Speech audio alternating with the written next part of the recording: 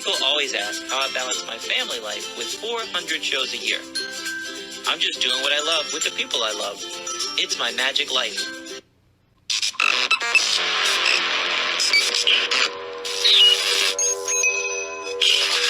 I like Wes Iseli. I like everything about him.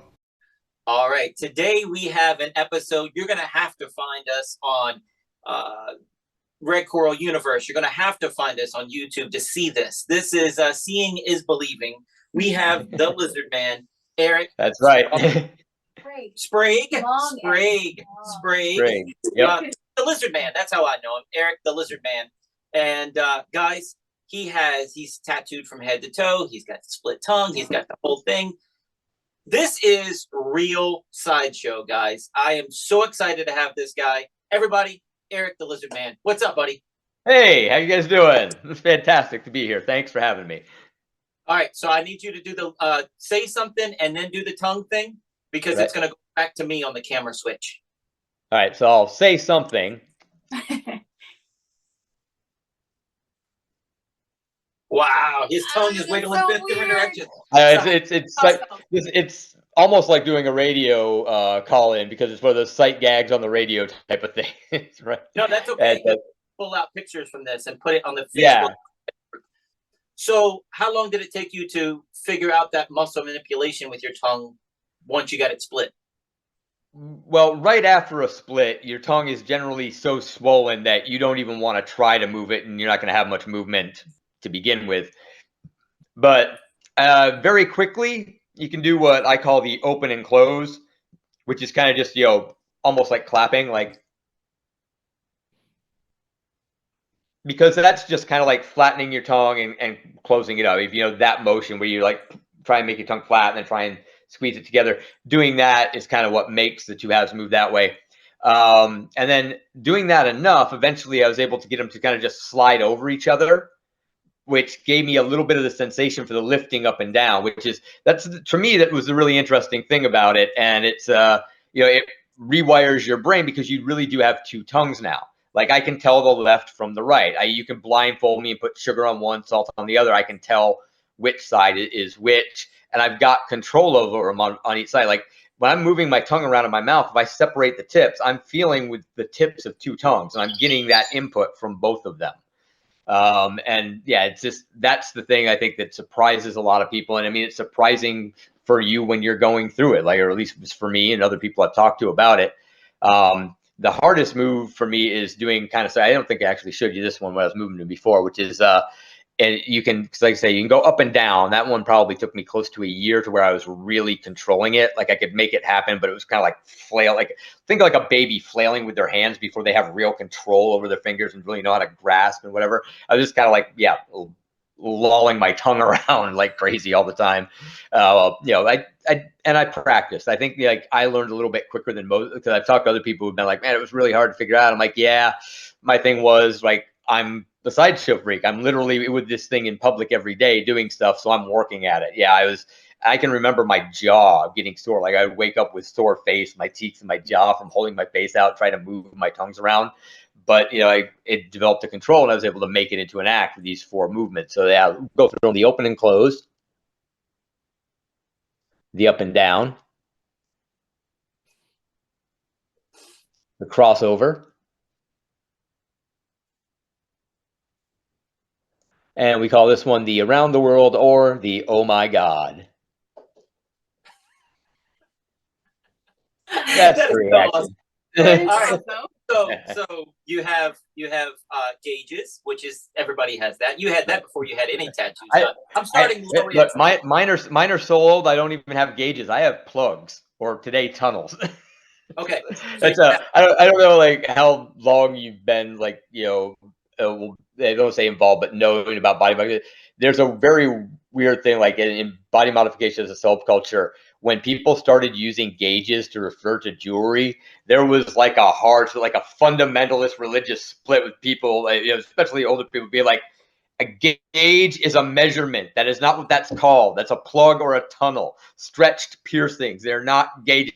Like, there were internet wars fought over this. There's still people recovering from the trauma. And I'm not criticizing you usually, because I'm one of those people, like, I come from a background, like, I have a degree in philosophy and I focused on linguistic philosophy. And I'm like, dude, language changes. People make up new words. They change the meanings of words. And, I was on the side of the non-gauges people, but we fucking lost. So move on. It's now people call them gauges. That's what happens.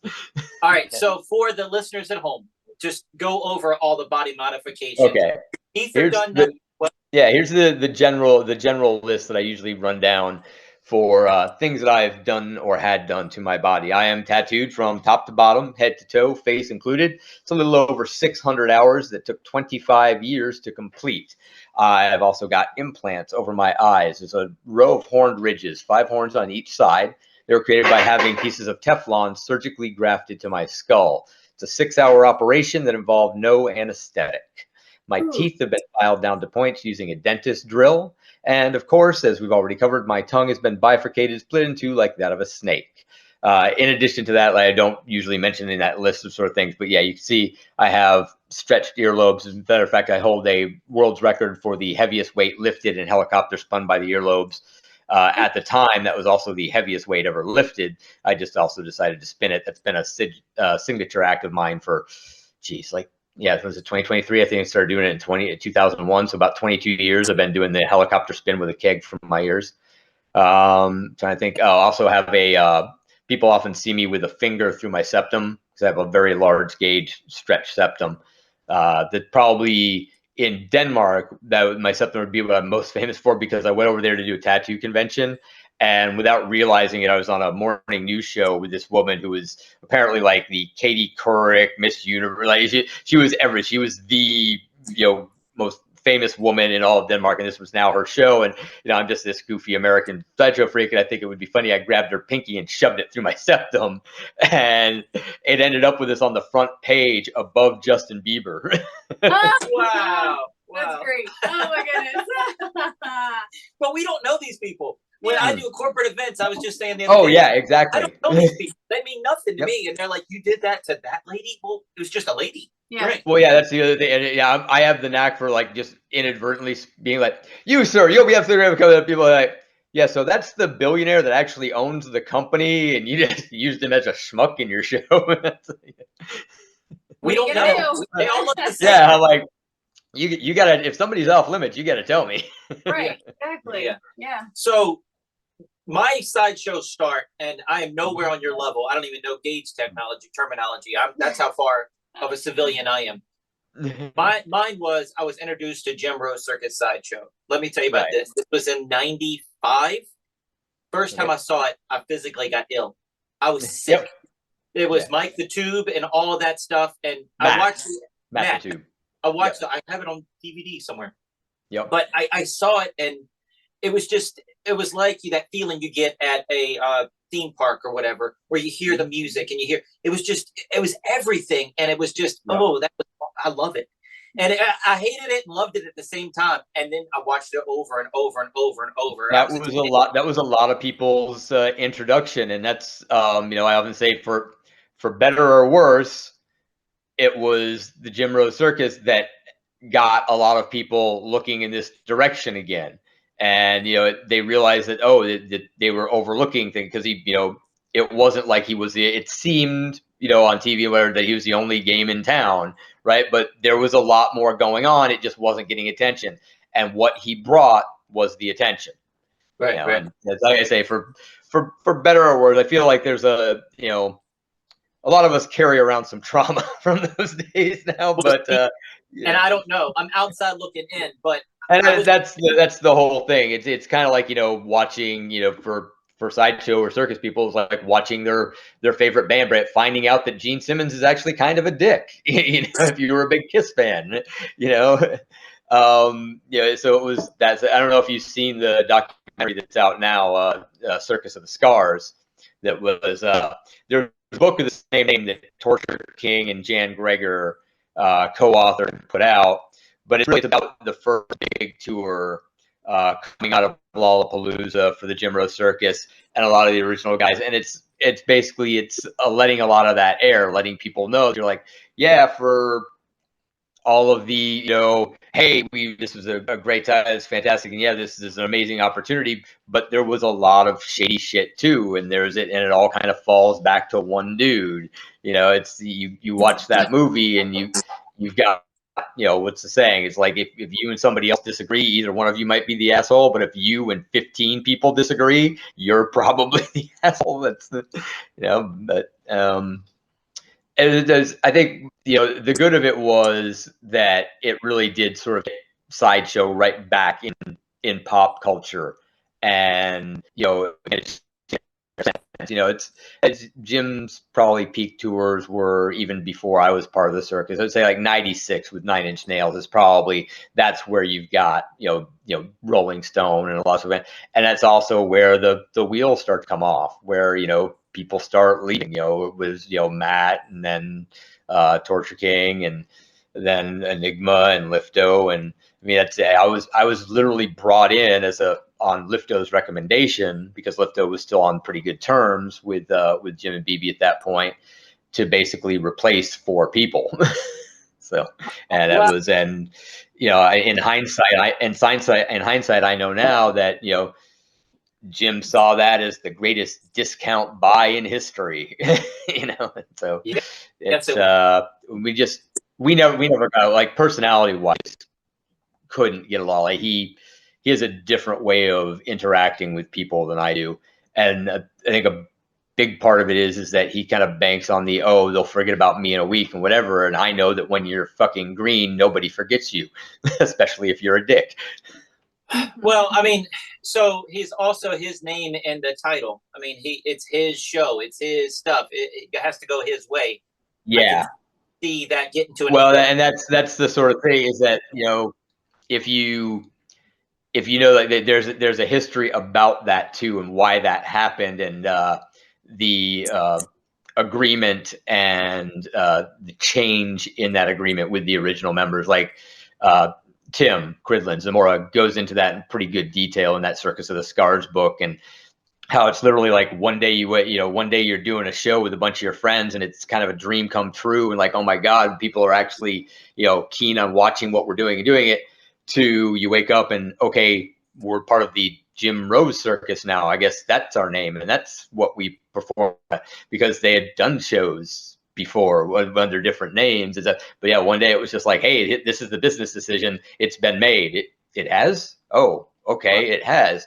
And we've got this tour. And like, well, you don't want to jump off the ship just as it's gaining speed, right? So you just kind of roll with that. And then one day you wake up and there's a contract to be signed, and you're like, what's this? And it's, oh, well, this is just this deal.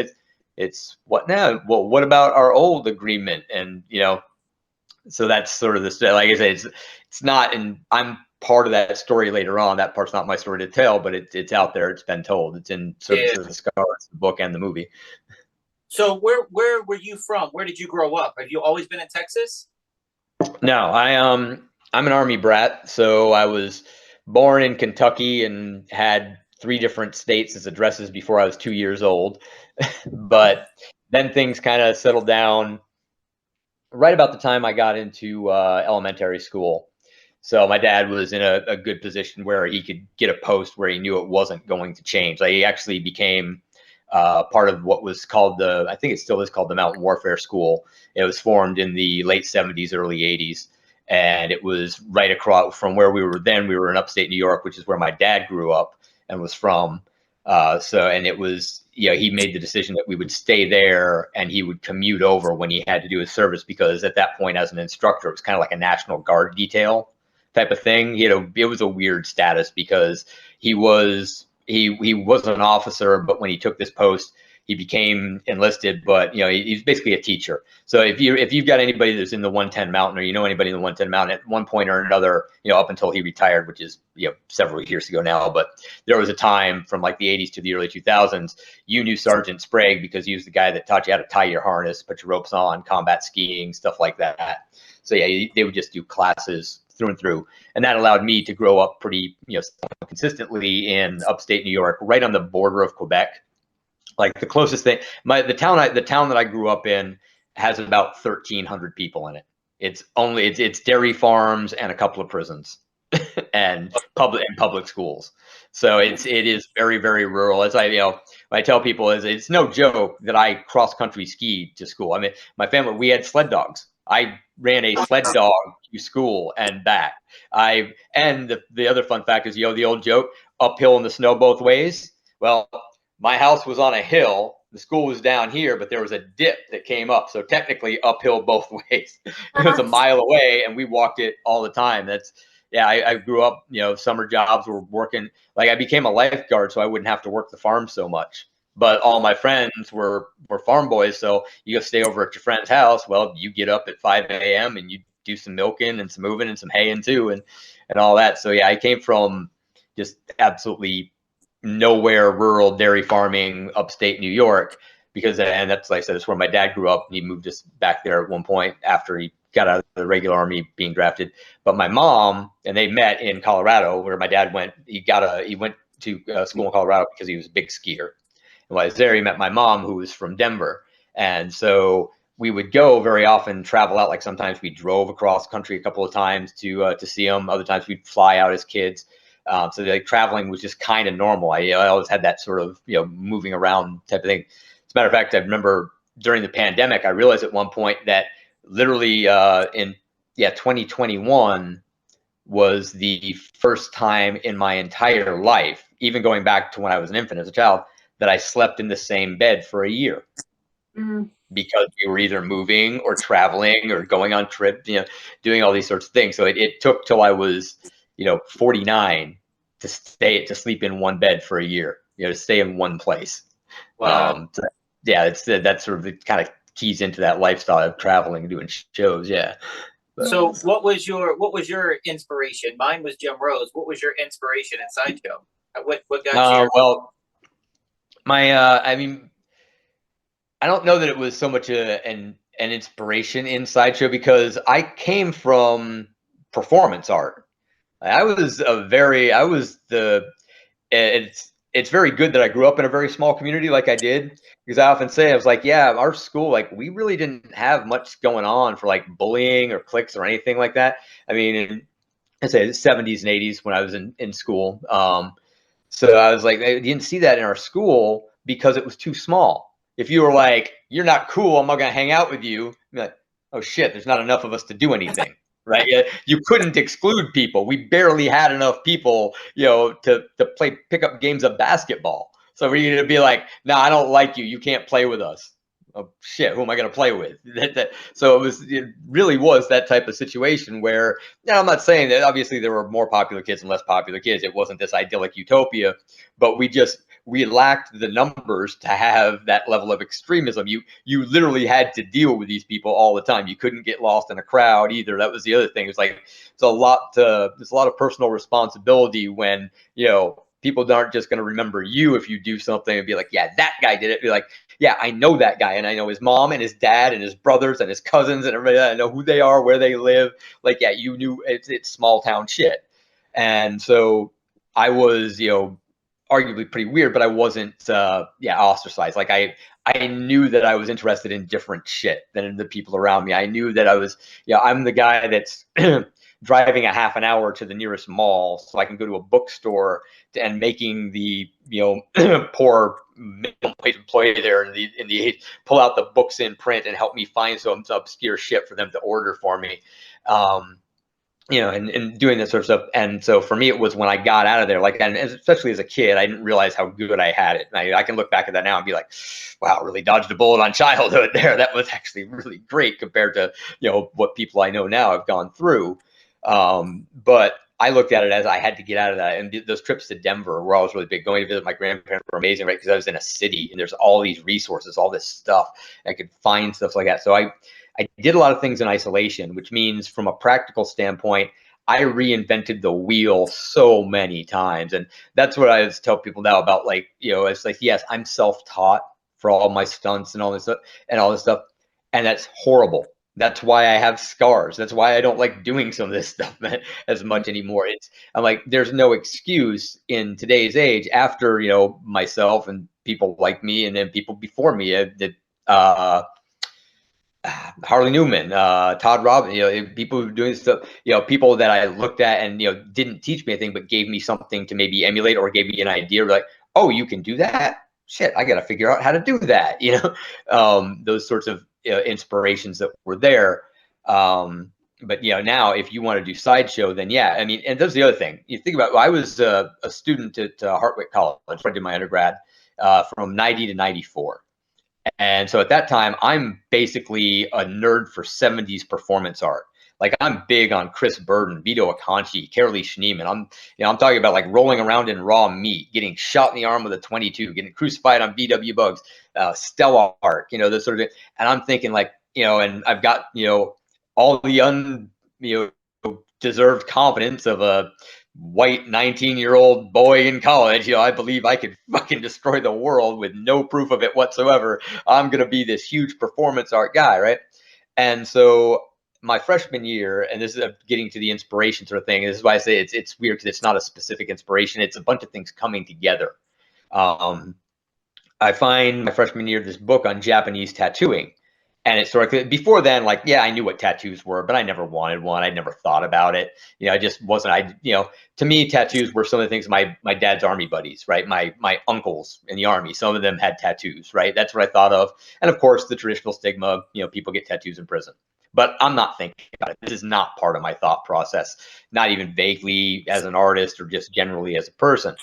I see this book on Japanese tattooing, and I'm just, blown away, as I feel like, anybody who's never seen it before, if you start showing them the full body work pieces of masters of Japanese tattooing, you see the beauty and the matching to the form. And it's one of those things, because it's the part of the power of tattooing is that it's on the human body, right? You take an image and you put it on a canvas. That's great, wonderful, nice painting. You take that same image, you slap it on a body. People are like, wow, ooh, wow, oh, that's huge. Why that? What does it mean? What's the significance, right? It's almost a cheap gimmick. It's almost a cheat code, right? To like, if you want to protest something, write it on your forehead and walk down the street. Don't carry it on a picket sign. Write it on your body, even if it's not permanent. It has more impact. It's like I say, it's like a cheat code for just getting people in the gut with your art or your statement or whatever it is. And that's what hit me in that moment. And I wasn't, and I didn't instantly like see all of this. This gestated and started to come together with me thinking, yeah, I would love something like that. But also, I'm not Japanese. I have no cultural connection to that. Even though I love martial arts and I love a lot of things from different Asian cultures, things like that, it's not something that's going to be genuine for me to for me to get a traditional Japanese bodysuit. That wouldn't fit. I'm not a traditional Japanese person. That's not who I am. It's not what I want to say about myself with my art, even as much as I might like it visually. So I'm thinking about this, and and then at this point, at least in my bubble, my world, I'm starting to perceive more about tattooing and learn a little bit more. And just here and there, I'm starting to notice it more, right? I see magazines. Oh, hey, I'm at a magazine stand. Let me check out this tattoo magazine too. Look around, and I see the development that's coming. And there was, tattooing had gained in popularity steadily before this. It wasn't like in the 90s, but there was definitely an added steepness to the curve. So you go from like, 1 in 10 to 1 in 8 people having a tattoo. And today we're like 1 in 4 or 1 in 3 point something.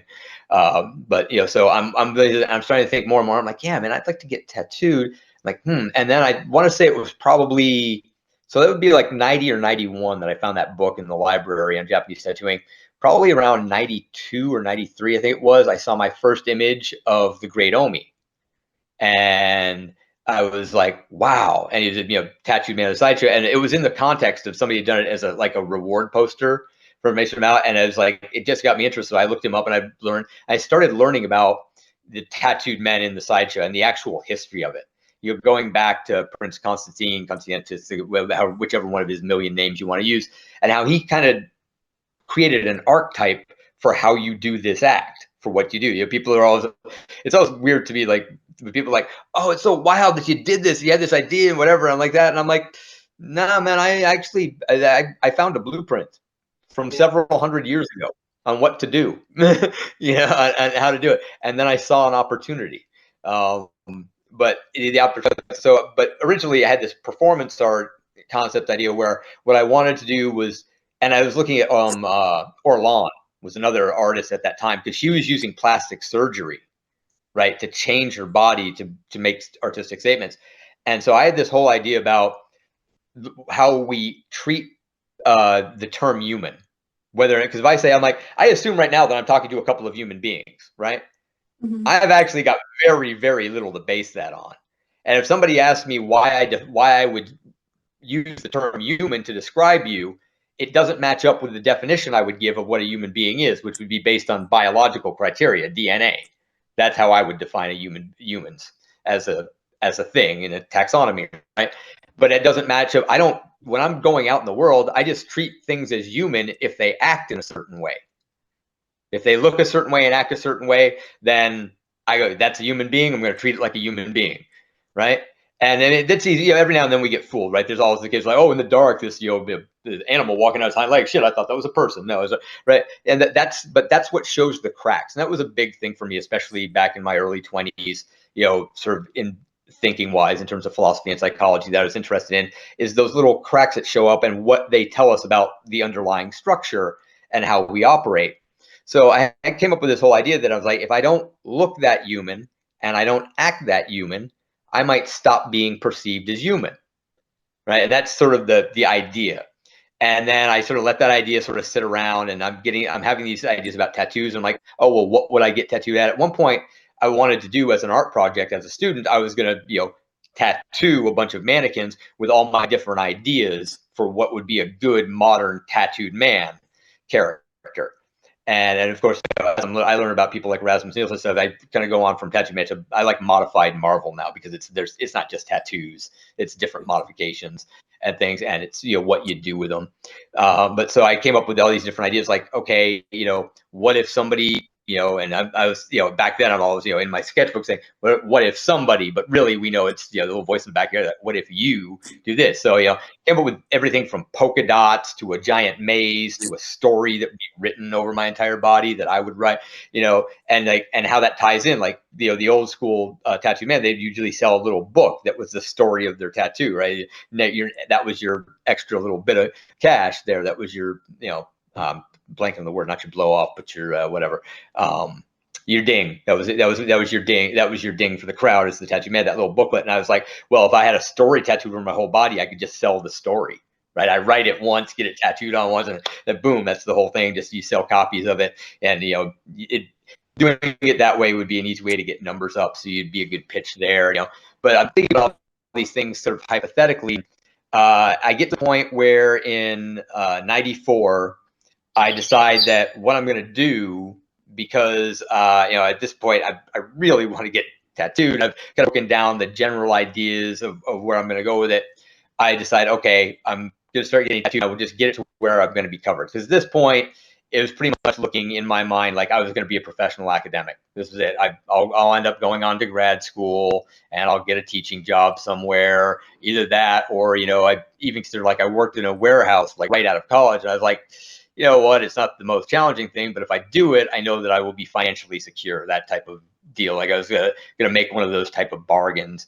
But what ended up happening was my mom prodded me enough to going back to graduate school that it gave me a kick in my ass to be, okay, I had to be just a little bit more miserable before I would say, fuck it, I'm going to go for a dream, right? I'm going to shoot. I had to be. So I got to grad school and I was just that little more miserable and like really just like, oh shit, I don't know if I can do this. Maybe I can't just suck it up and be a teacher for the rest of but he's like, this is not going to cut it for me. I'm like, and I kind of, I actually had a friend from grad school that got a terminal diagnosis, died really. That was one of those, and my dad got prostate cancer, which he beat. He's still alive. But there are just a couple of things that sort of made me go, well, look, if you're going to do something dumb, do it sooner rather than later so you have more time to recover from it. So I was like, yeah, I'm kind of running out of time to do something really fucking dumb. But as I like to say, like my specialty is doing the dumbest thing I can think of in the smartest possible way. So at that point, and this is 96 now, where I've already started getting tattooed where I was going to keep it covered. But in '96, I go, all right, I'm going to take a shot at this. At this point, I'm doing like stunts at parties and things like that. I'm like, I'm going to try and get paid for doing it, or just, at least get something other than invited to a party for doing this shit. I want to get, so that if that works, then I am going to be a professional performer. I'm going to fucking figure this out. I'll go down to the park and juggle torches for nobody until somebody shows up, and I really say at this point, I'm still in grad school and I'm working as a bartender. So I've kind of got a little, like the bar, I can fuck around. It's almost like, audience testing. Like, hey, what do you guys think of this in my nose? There's sort of stuff like that. So yeah, I get going and pushing, and that sort of pushes me to really go for it. And because I've already made that decision, I'm going to try to do it professionally. When I get to, and it was around that same time too, that I kind of thought about tongue splitting. So in 97, actually taking the risk of doing that, and knowing that it would be a quick, easy sort of media pop, it was a no-brainer. I was like, once I realized that I knew how to have it done, I found a person to do it. The question of whether or not to do it was just, no, of course you do it. If you're me at that point in life, of course you do it. Wow. All right, that went on for quite a while. Oh, no, you're good. We're looking at old Instagram photos of yours, and one of them looks like you were in a pop band in the 90s. I mean, you look like it was a model picture. Were you ever in bands at all? It looked like an album cover. Yeah. Well, there's Lizard Skinner, which is I don't want to do any disservice to people who are actually in bands and call them in. Let's call it a musical a music-based product, or an audio-based project that I did with some friends who are all really talented musicians. I'm, once again, the main guy is the odd man out. I was the odd man out because it was really the brainchild of my friend Mossy, who's the guy on the Western Music Tour. And Mossy, I met him when he was playing in a band called The Hells, and they were one of the bands that we brought on to open certain dates on the tour. And eventually, Mossy just became friends with everybody back there, and he took a job doing production and promotion on the tour while the band was kind of on a break. And so Mossy and I became good friends a lot of nights on the tour bus, just hanging out, staying up late, working together. And then he went on to drive one of the Jägermeister RVs project, and did a lot of stuff. But anyway, he was always like, he's heart and soul. Mossy is a musician. That's what he does. That's who he is. And so he was always like, you need a band, Lizardman. You need to front a band. I was like, I want to be in the Lizardman's band. So I was like, Mossy, tell you what, you put together a band, I will figure out something to do. Like, you guys play and I'll do stunts in front of you, or we'll fucking figure something out.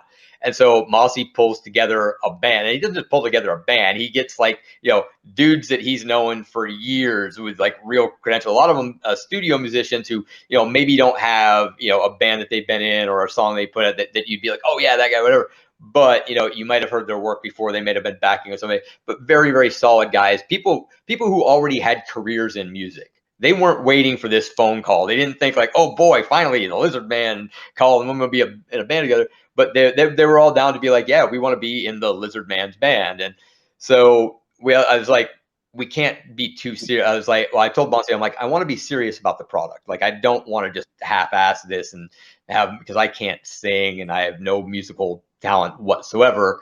But I want to figure out some weird way to make it work. And so I want that to be serious, but everything else is going to be stupid. So right away, we call the band Lizard Skinner. Right. And people are like, oh, do you guys play Skinner tunes? Do you do Freebird? And like, we actually came up with like our own completely different song that we call Freebird. And we're like, yeah, we'll play Freebird for you. We'll play it all night long.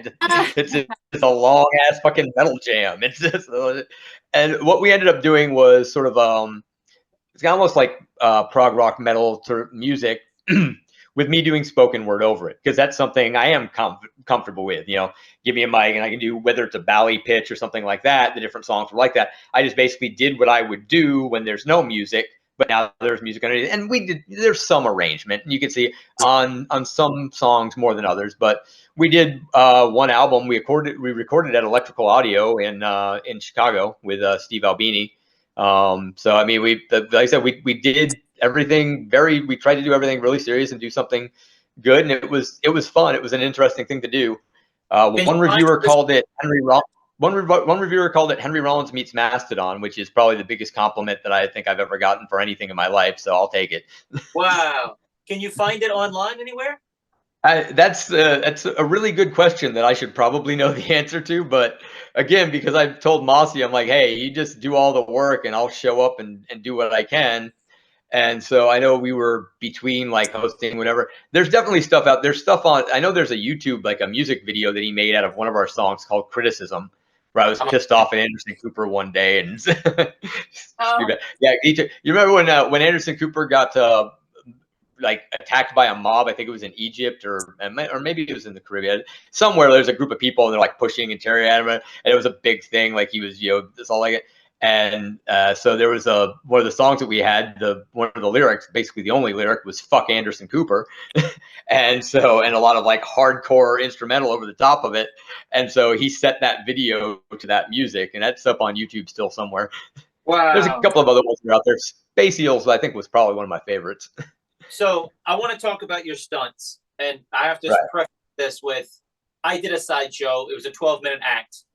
I mixed magic and sideshow. So I did a ladder of swords. I did a Russian roulette magic trick. I did human blockhead. I ate crickets, Jim Rose Circus sideshow. But I produced crickets in 12 minutes. In 12 minutes, yeah. Yeah, you worked way too fucking hard. That's way too much stuff in 12 minutes. So, you worked way too hard. We produced a snake magically. I ate crickets. And I ended with a Russian roulette act. They put a 22 in a bullet. They spun the chamber. Boom. Yep. I collapsed. The lights went out. And the show. Nice.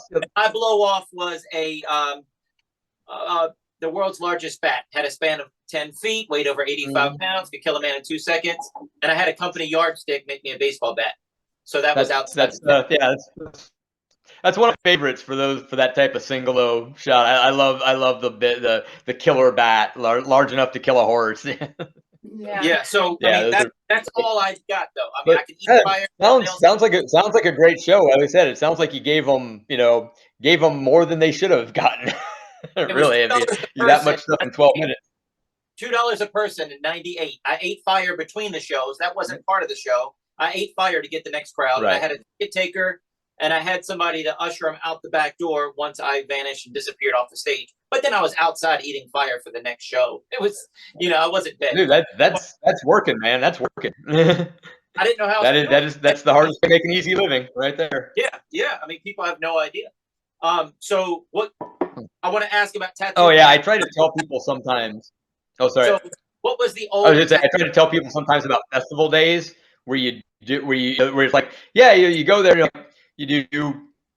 I'm talking about like a 30-minute show, and they're like, yeah, we do 18 to 24 shows in a day, and like so like in blocks, we're like, no, you start and you keep doing them till there's no one there, and then you stop because there's no one there, and like so when you're rested, like you don't, you eat and drink on your feet, and like if you're not performing, you're selling. If you're not selling, you're performing, or you're walking in between the two. It's like it's funny when like we get a lot of which was I need to get back down. I haven't been back down since COVID, but I did it for the 9 years before that. And we get a lot of performers, especially because Space Cowboy, it's actually, he runs that tent, but I've been doing it for him for a long time, working with him down there. He brings a lot of street performers in, they come in and they're used to getting up, going to a draw, doing one, maybe shows in a day. And then we get them in there and we just start rolling. Yeah, you're in the next show. You're in the next show. And they're like, when do you stop? You're like, you don't. It's like, yeah, it's a different kind of endurance. People have no idea, man. They have no idea. What was the old tattooed man's act? Did he just disrobe and that was it? I mean, I'm thinking like 10 and 1 shows. I'm thinking Houdini's time, 10 and 1 shows. If you're going back far, if you're going back far enough, the way that you basically do, and I did an essay kind of article for the old Body Modification Easy and BME on this. I think it's in my book, The Modified Looking Glass, about the history of tattooed people as exhibits. And you start off with native peoples coming back with sailors, generally to the UK or Spain, countries that had the bigger navies back then that are going around. You think about like Captain Cook going a lot. Like once we're really as a species exploring the globe, we had they would take native people back. And some of them, one of the first ones to come back and be exhibited in the UK was a man named Omai, which is kind of like Omi, but not. It's Omai. And so he was a native, and he had tattooed. Now his tattooing was not extensive. When I say that, like people always think like, oh, you mean like Maori warriors covered from head to toe with their face? And they're like, no. The first one that came back, he had some dots and some lines, some very basic. And here's the thing, like tattooing still existed in Europe. It just the cities, the urban centers, right? Much as you become disconnected populations, even from things going on in their own country, and we see that today, right? You got the city versus the rural, urban versus the rural environment. Like they don't understand the difference in life, that how the different things connect. So in London, this idea, this savage from some foreign land, months away by boat, goes back and they've inscribed lines, and then somebody from the church goes, oh yeah, I think there's something about that in Leviticus, the old tribe doing, so it's all these things. So tattooing becomes this sort of, and you see little fads. It's funny now because people always talk about tattoo fads today. There's articles from newspapers in the 1800s and the 1600s. There's an aristocrat tattooing phase after the Crusades, because people would, the lords going over on the crusade, and if they made it back, they survived, they very often got tattoos during the course of the journey or to mark where they had been. And that made tattoos fashionable. Aristocrats start to do it, common people start to do it. Common people start to do it, the aristocrats stop doing it. Then it'd be like celebrities now.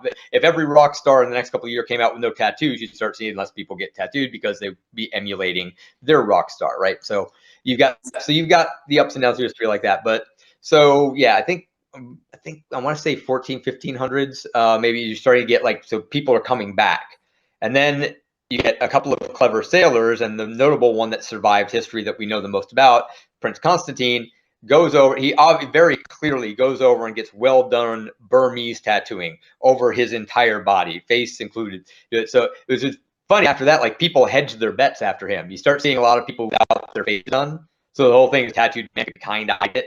Especially during the golden age, a lot of those guys were just heavily tattooed, but they didn't go in the face and hands yet. And that's what you had to do to kind of become the person of the generation. With Omi, when Omi came out, not only was he tattooed completely, including his face and his head, but he also had non-representational tattoos, just black stripes and designs, which even artistically, you weren't seeing a lot of non-representational art anywhere. In the West at that point. So he was a big departure that made him stand out.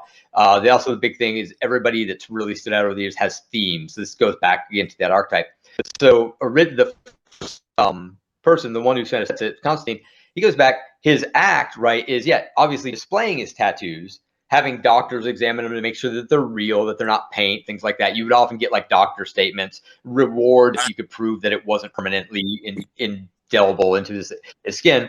But then he would tell his story, right? And that was the whole thing. You basically got to be a bullshit artist. You got to be a comic. You got to be able to charm people, get around. So his whole story was that he had been kidnapped off an expedition in Burma and taken prisoner, and he had been given the choice of how he would die. And first of all, his story is wild. He travels all around, he sleeps his way through a harem, gets caught by the owner of the harem, and they're like, well, I sentence you to death by tattooing. The women that you made love to will now tattoo you until you die. But to everyone's amazement, he survived, and the prince was so impressed with his ability to survive the tattooing that he gave him his freedom and the money to travel back to his homeland and to tell his tale of all his journeys. It's basically like Gulliver's Travels sort of thing like that, and which is probably who he ripped on. I'd have to check the dates to see who came first. I mean, it's now that I'm thinking about it, it could be a cart horse thing, could be but essentially the whole deal was, nobody would get tattooed, especially tattoo their body, because it's so horrible, so painful, and it's possibly a sin against God, blah, blah, blah. So anybody that would is a thing to go see. And when you go see them, you get the story. But very often the story is, and sailors use this one all the time, is that they got shipwrecked somewhere, and then they got tattooed because they had to be accepted, or it was a threat of death and execution. They had some sort of thing like that. And that continues all the way into the 1900s here in America. You had the stories like, oh, well, my parents tattooed my face so that the Indians wouldn't kidnap me, or the Indians kidnapped me and tattooed my face. Those are real stories that were actually used by tattooed attractions. And right up until the 80s, there's an old tattoo, and she would tell the story in the 80s about it. When I was a young girl, the story about my tattoos were the Indians very racist sort of thing. Anyway, yeah, not a lot of this stuff ages well. But that's the history. It's what it is. Right. Wow. So talking about your stunts, I know you swallow swords, and I love the Instagram video of you trying to get that guy Knuckles, because that's something I would totally do, and you calling yourself out on it. The blind man, you tried to fist bump him, and he it's himself out. So great. Yeah. Awesome. It's so bad, and and for me, like, that's like a chronic thing. It just proves that it doesn't matter because there's a significant deaf population here in Austin. So I've done a number of shows where I've had sign language interpreters, and there's actually at the Boston Tattoo Convention, I had a deaf volunteer and her interpreter on stage for my straight routine, and it was one of those ones that it's everybody's got those performances. You remember that one time you did that act you've done a million times, but this one time, that one will stand out forever because it's the game of telephone with them. But similar sort of thing, like I would, and because she could read lips too, so the whole thing was if I would look at her and speak, she would understand me. But because I knew that the interpreter was trying to do it, I kept looking at the interpreter to speak.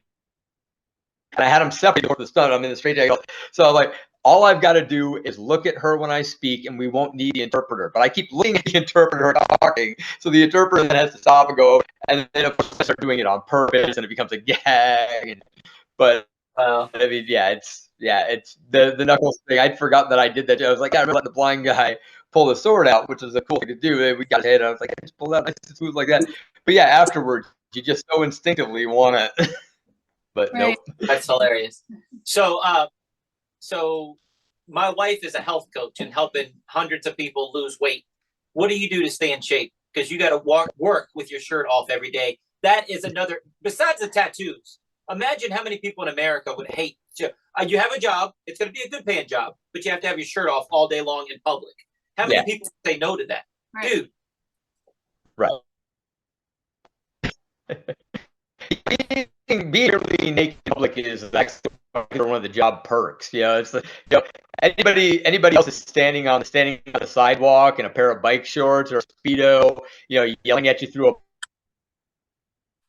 you can't be like, hey, I think guy's gonna do something. He's gonna. I'm gonna stop there and watch this guy. Yeah, it's especially in the heat. In the heat. Yeah. What? We got like internet interception. Something's getting sketchy. Start a little bit. You said it's good. You like having your shirt off? That's a perk for the you? Government's trying to damn the signal again. All right. Well, yeah, I say just in that idea of being nearly naked in public is kind of a perk.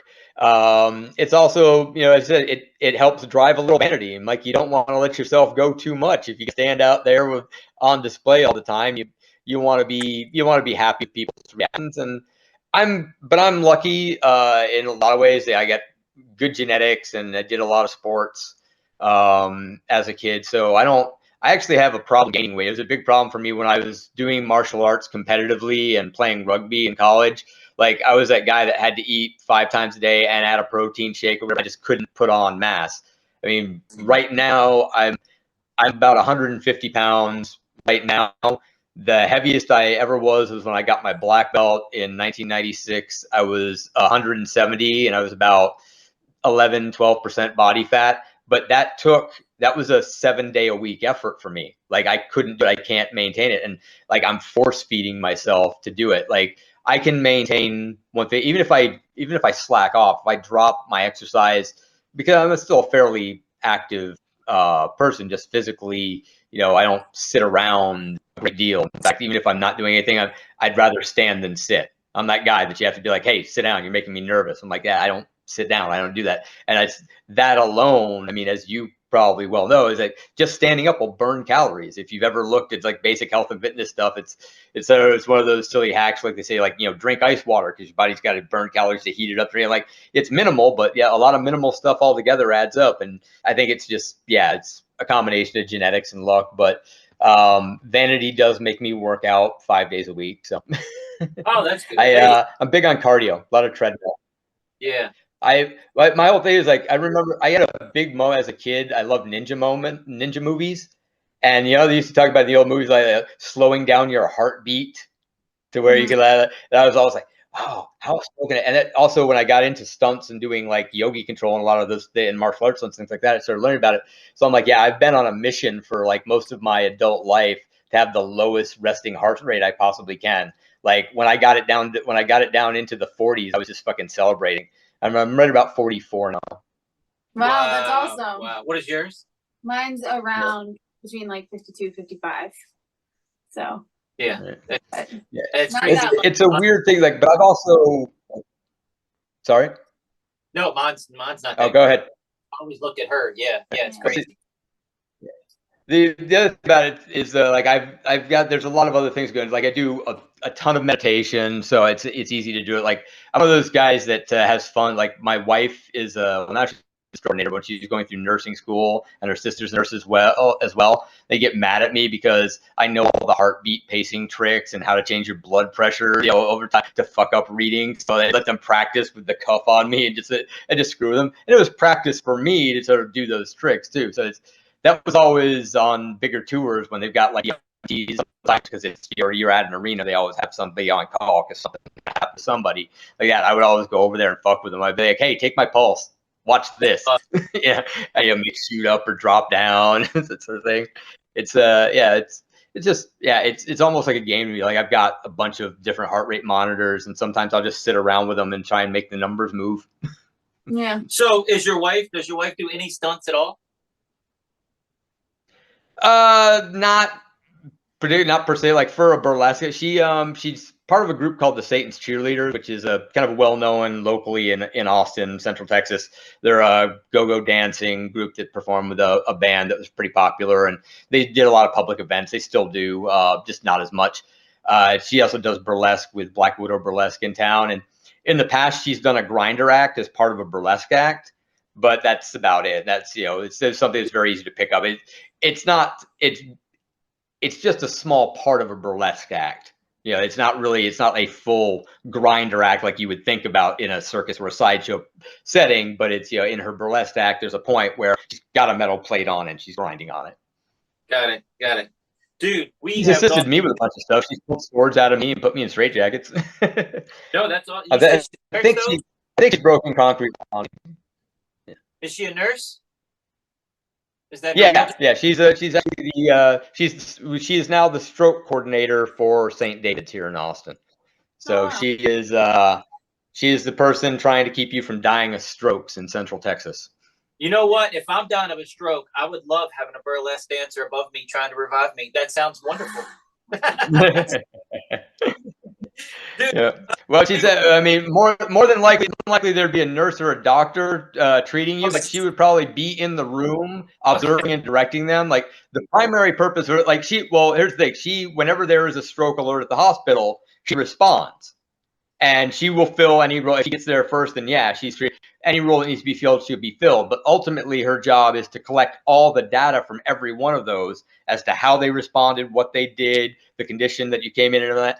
And then she uses that to create the policy and the procedure guidelines that they use next time. So it's like if you have a stroke, she's either there, or if she can't get to it, she gets all the data from it. And then it's her job to say, oh, okay, in the future, we're going to do this first instead of this. Or we give this drug instead of this drug if we see this sign. Like, if you come in and they think you're having a stroke, but your blood pressure is this, you get this drug. Or, whatever the case may be. Like right now, they're actually a big part of her job is there's a new medication which is having an incredibly great effect when it's used properly. So part of her job in collecting this data is figuring out the best ways and the best situations to use this drug, because when it works like a miracle. But it's all about hitting the right window and the right patient.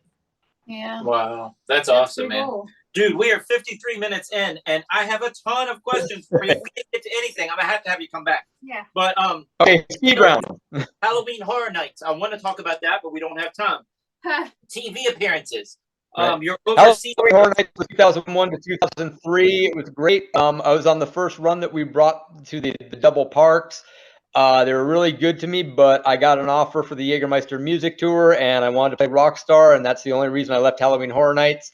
There's a epilogue to that, which isn't that great. When I left, there was because there was a dude who had formerly worked there that knew that there was a vacancy, and he knew how much I was getting paid, and he purposely snaked in there with somebody else and got them to do it for less than half of what I was getting paid, and permanently sort of basemented the rates there.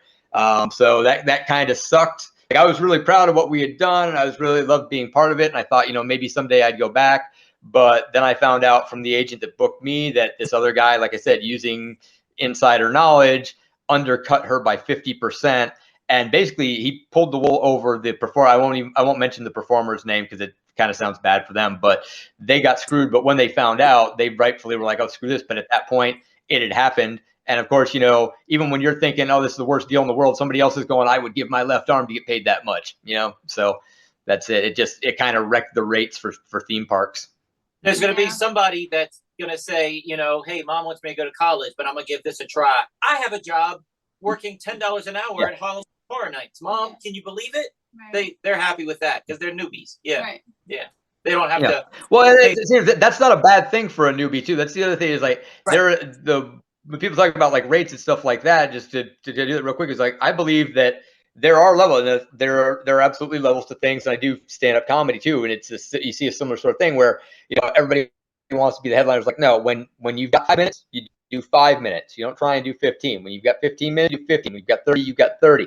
But once you're a person who's 30, stop taking the 5 minutes. You're getting in the way of somebody else who is ready for that to take that next step. Look, don't complain about people doing $50 gigs. Just stop taking $50 gigs. Leave them for the people that's appropriate for. I get offers all the time where I'm like, dude, 25-year-old me would have been like, fuck yeah, that's the dream, next big step. 51-year-old me goes, no fucking way I'm doing that job, right? You gotta leave it for the person who's in the right place for it. If you're complaining about not getting paid enough, then you need to be going after jobs that pay more, not taking jobs that pay less. Amen. Mm-hmm. Where are you at in your stand-up career? Where are you at? Are you a 20-minute, 30-minute, 15-minute? That's a good question, because what I found is, I've got 2 hours if I do sideshow, but if I don't do any stunts at all, sometimes I feel like I don't even have my 5 minutes. I feel strongest at 30. Like, I've got 45s, which is when people say an hour show, it's 45 minutes. Like, I've got those, but I'm also kind of tired with some of them. Yeah, I've got multiple hours that I can do, and then there's ones that I'm got where I'm like, oh, they're not where I want them. Yeah, my problem is I'm in between the old and the new, where I'm like, yeah, I can do that one, but I feel like I've done it to death, and I feel like almost everybody, like, look, repeat audience is a thing, and I'm like, you guys, when you look out at the crowd and go, well, I know you guys have heard this one because I've seen you here before. Right. You start to get to that feeling, you abandon it, but but it works, right? But it's good. Like, if anybody here hasn't heard this before, you're gonna fucking love it. I know, because I fucking honed the shit out of it. And you got to give that up for this other one. I'm like, this one's pretty good, but I'm not quite sure if it's there yet. And that trepidation, like you get stuck, like that's, or at least for me, that's, I'm like, I'm in the middle of that bridge going, yeah, it's pretty safe, and like I said, your comfort level change. I mean, or again, I won't put this on other people, just me. My comfort level has changed, right? Like, let's do dumb shit with no thought, no rehearsal, no problem. That is terrifying to me now. Now I'm like, no, you're gonna look like even more of a jackass. You've already really like saved some of your reputation and dignity. Well, dude, we're running out of time here. You have been phenomenal. Thank you for everything. I can't thank you enough, man. Thank you for your time. Thank you for being on here. Thanks for bringing us down and not acting like we were newbies. I felt like I was family, man. Thank you. TheLizardman.com is his website, and TheLizardman23 on Instagram. You have merch on your website. Is that T-shirts? You mentioned a book. Is the book available? Yeah, it's a print on demand shop. So it's one of those things where it's like, yeah, unfortunately, if they fuck something up, please don't blame me. I have nothing to do with it other than making the designs and posting them up there. That's it. So it's I'll probably do something more. And that's another thing that, in my 20s and 30s, I had all the time in the world to run a merch company. And then I made that decision. Tim Cridlin, tomorrow, he makes this point so beautifully. He goes, you'll come to a point in your career where you have to decide whether or not you want to be an artist or a T-shirt salesman. Yeah. And I was like, Yeah, I'm like, shit, I am a lot more of a t-shirt salesman these days than I am. I'm like, I want to start doing stuff because I want to do it again, rather than because I know it'll sell a t-shirt. Right. Yeah. Yeah. It's, Well, people, that's what we talk about. Like, well, when we were talking before about the business side of it too, it's like, when I was talking about my buddy Dan, who I'm kind of helping him talk about, it was like, dude, you're going to have to make that decision. Like, look, if things go well with your merch, you will find yourself running a merch company, and that is a full-time fucking job and then some. And you might be like, well, thank God for that problem, but it is a problem, and it's going to be even more of a problem if you decide you want to be more of an artist than a merch salesman. Then you're going to ruin both businesses.